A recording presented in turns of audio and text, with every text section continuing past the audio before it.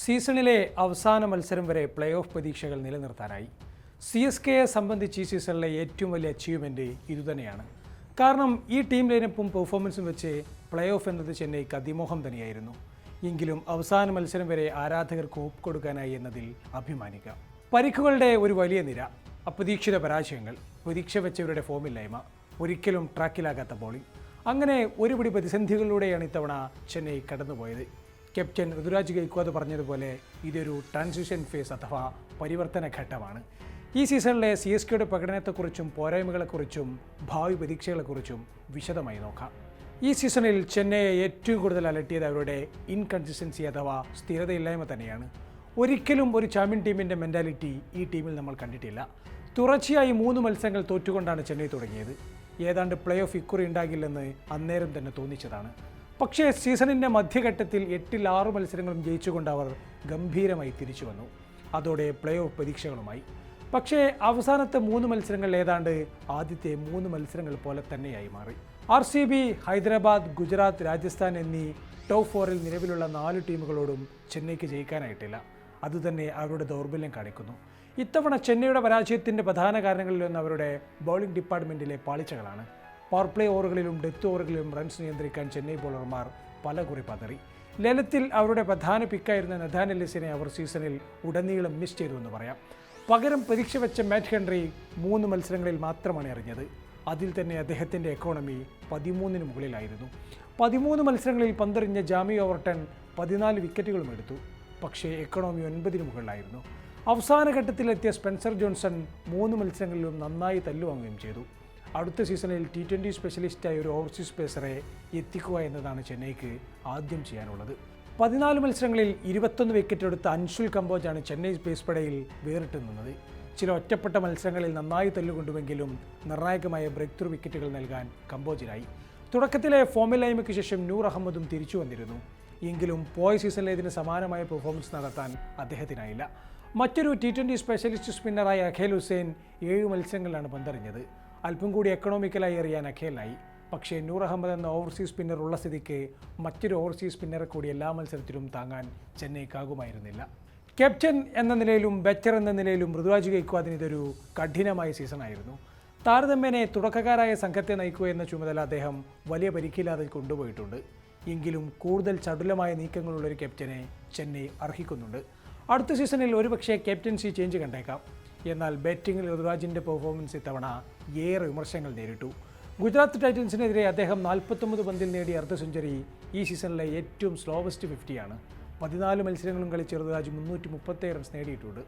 പക്ഷേ സ്ഥിരതയില്ലായ്മയേക്കാൾ മെല്ലെപ്പോക്കാണ് അദ്ദേഹത്തിന് വലിയ വിമർശനങ്ങൾ നേടിക്കൊടുത്തത്. ബച്ചർമാർ അരങ്ങു തകർത്ത് ഈ സീസൺ IPLൽ 123 സ്ട്രൈക്ക് റേറ്റ് എന്നത് അദ്ദേഹത്തെ നാണിപ്പിക്കേണ്ടതാണ്. ക്യാപ്റ്റൻസിയുടെ സമ്മർദ്ദം അദ്ദേഹത്തിൻ്റെ ബാറ്റിങ്ങിൻ്റെ വേഗതയെ ബാധിച്ചോ എന്ന് ആരാധകർ സംശയിക്കുന്നു. അടുത്ത സീസണിൽ കൂടുതൽ അഗ്രസീവായ ഒരു ഋതുരാജിനെയാണ് ആരാധകർ പ്രതീക്ഷിക്കുന്നത്. എന്താണ് ഈ സീസണിൽ ചെന്നൈയുടെ ഏറ്റവും വലിയ പോസിറ്റീവ്? അതിൽ സംശയമൊന്നുമില്ല, സഞ്ജു സാംസണിൻ്റെ സാന്നിധ്യം തന്നെ. ഏറെ നാടകീയതകൾ കൊടുക്കും രാജസ്ഥാൻ റോയൽസിൽ നിന്നും ചെന്നൈയിലേക്ക് കൂടുമാറിയ സഞ്ജു ടീമിലെ ഏറ്റവും മികച്ച റൺ വേട്ടക്കാരനായി മാറി. T20 ലോകകപ്പിലെ ഹീറോയിക് പരിവേഷത്തിൽ വന്ന സഞ്ജു 14 മത്സരങ്ങളിൽ നിന്ന് 2 സെഞ്ചുറിയും ഒരു അർദ്ധ സെഞ്ചുറിയും അടക്കം 477 റൺസ് നേടി. 47 ആവറേജിലും 166 സ്ട്രൈക്ക് റേറ്റിലുമായിരുന്നു സഞ്ജുവിൻ്റെ ബാറ്റിംഗ്. അവസാന മത്സരങ്ങളിലെ മോശം ഫോം കാരണമാണ് 500 റൺസ് തികക്കാനാകാതെ പോയത്. എന്നാൽ സഞ്ജു കൺസിസ്റ്റൻ്റ് ആയിരുന്നോ എന്ന് ചോദിച്ചാൽ അല്ല എന്ന് തന്നെയാണ് ഉത്തരം. പക്ഷേ സ്റ്റീഫൻ ഫിൽമിംഗ് പറഞ്ഞ പോലെ സഞ്ജുവിനെപ്പോലൊരു ബാറ്ററിൽ നിന്നും എല്ലാ മത്സരങ്ങളിൽ നിന്നും മിന്നും ഫോം പ്രതീക്ഷിക്കാനാകില്ല. പക്ഷേ അദ്ദേഹം ഫോമായ മത്സരങ്ങളിലെല്ലാം ഒരു മാച്ച് വിന്നിംഗ് ഇമ്പാക്റ്റ് ഉണ്ടാക്കാൻ സാധിച്ചിട്ടുണ്ട്. എങ്ങനെയൊക്കെ നോക്കിയാലും ചെന്നൈ ആരാധകരെ ഒരു പരിധിവരെ തൃപ്തിപ്പെടുത്താൻ സഞ്ജുവിനായിട്ടുണ്ട്. ചെന്നൈ ഏറ്റവും പ്രതീക്ഷ വെച്ച മറ്റൊരു താരം ശിവൻ ദുബെയായിരുന്നു. ഫിനിഷിങ്ങിലും ബൗളിങ്ങിലുമെല്ലാം വലിയ പ്രതീക്ഷ വെച്ച താരം. പക്ഷേ 12 മത്സരങ്ങളിൽ നിന്ന് 223 റൺസ് മാത്രമാണ് ദുബെയുടെ സമ്പാദ്യം. എന്നാൽ ചില മത്സരങ്ങളിൽ അദ്ദേഹത്തിൻ്റെ മെല്ലെപ്പോക്ക് വലിയ വിമർശനങ്ങളുണ്ടാക്കി. കൃത്യമായ ബാറ്റിംഗ് പൊസിഷൻ ലഭിക്കാത്തത് ദുബെയെ ബാധിച്ചു എന്ന് പറയാം. കൂടാതെ ബൗളിങ്ങിലും കാര്യമായ കോൺട്രിബ്യൂഷനിലായിരുന്നു. ആകെ 30 പന്തുകൾ മാത്രമാണ് ഈ സീസണിൽ എറിഞ്ഞത്.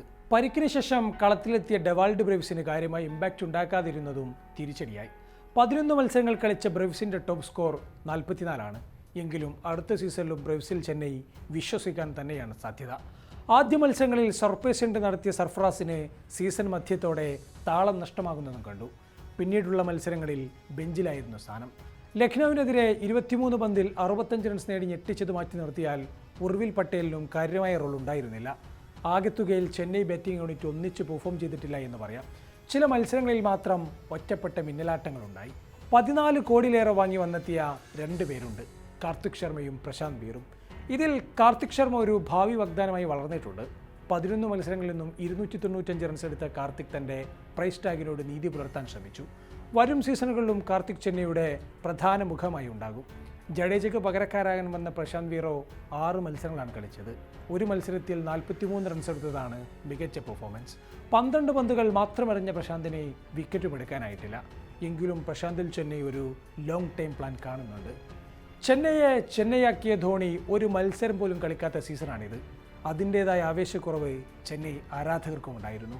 ധോണി ഉണ്ടാകുമ്പോൾ ലഭിക്കുന്ന ഡ്രമാറ്റിക് മൊമെൻറ്റുകളും കാമിയോകളും ആർപ്പുവിളികളുമെല്ലാം ഈ സീസണിൽ എല്ലാവരും മിസ് ചെയ്തു.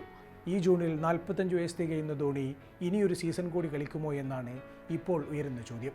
ടീം മാനേജ്മെൻറ്റും കടുത്ത ആരാധകരും ടീമിൽ തന്നെ തുടരണമെന്ന് പറയുമ്പോൾ ധോണി തന്നെ തീരുമാനമെടുക്കാനുള്ള കൺഫ്യൂഷനിലാണ്. ഏറ്റവും കുറഞ്ഞതൊരു യാത്രയപ്പ് മത്സരമെങ്കിലും കളിച്ചിട്ട് ബൈ പറയൂ എന്നാണ് ആരാധകർ പറയുന്നത്. ഈ വിഷയത്തിൽ കൂടുതൽ വ്യക്തത വരും ദിനങ്ങളിൽ വന്നേക്കും. കോച്ചിൻ്റെ കസേരയിലിരിക്കുന്ന സ്റ്റീഫൻ ഫുൾമിങ്ങിനും വലിയ വിമർശനങ്ങൾ കേട്ട സീസണാണിത്. എങ്കിലും ടീം വിജയിച്ചു തുടങ്ങിയതോടെ തുടക്കത്തിലെ നാണക്കേടിൽ നിന്നും രക്ഷപ്പെടാനായി.